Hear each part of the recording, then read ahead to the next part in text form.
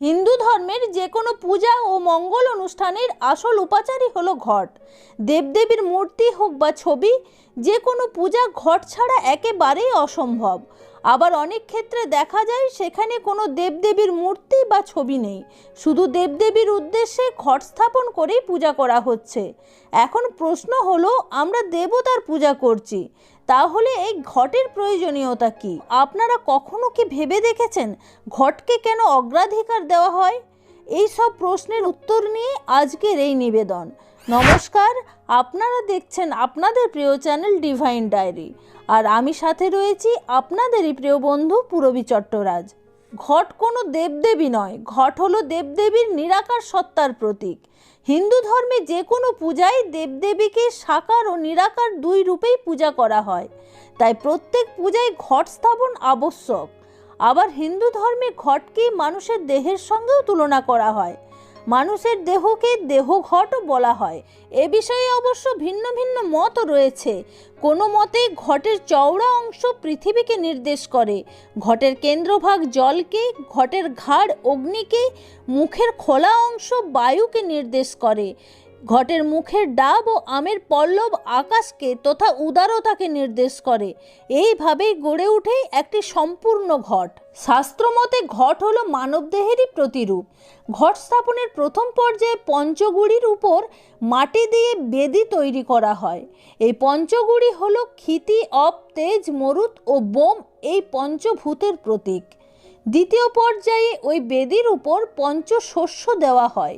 এই পঞ্চশস্য হলো আমাদের কাম, ক্রোধ, লোভ, মোহ ও মাৎসর্য, এই পঞ্চবৃত্তির প্রতীক।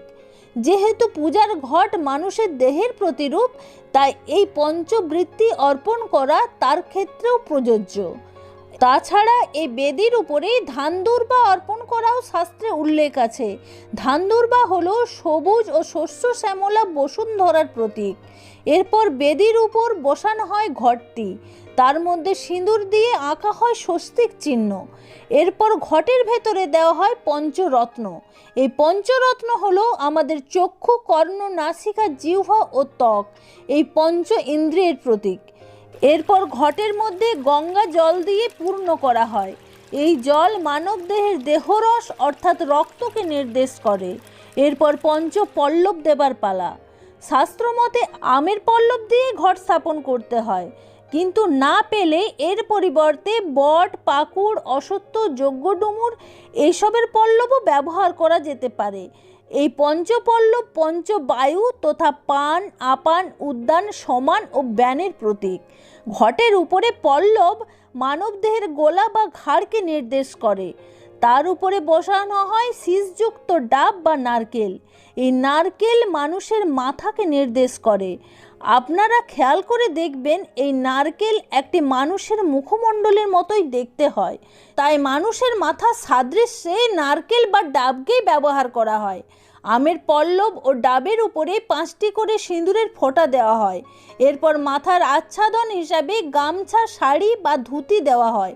এরপর বাকি থাকে 4টি তীরকাঠি। এই 4টি তীরকাঠিকেই মূলত 4টি বেদের প্রতীক হিসাবে স্থাপন করা হয়।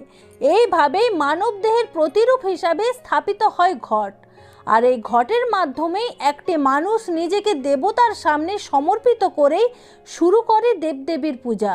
আজকের এই নিবেদন আপনাদের কেমন লাগলো কমেন্ট বক্সে লিখে জানাতে ভুলবেন না।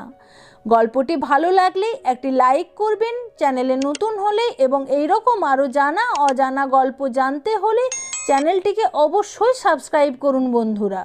আজ এই পর্যন্তই, দেখা হচ্ছে খুব শীঘ্রই এইরকম একটি কাহিনীর চুলচেরা বিশ্লেষণ নিয়ে। ততক্ষণ ভালো থাকবেন, ধন্যবাদ।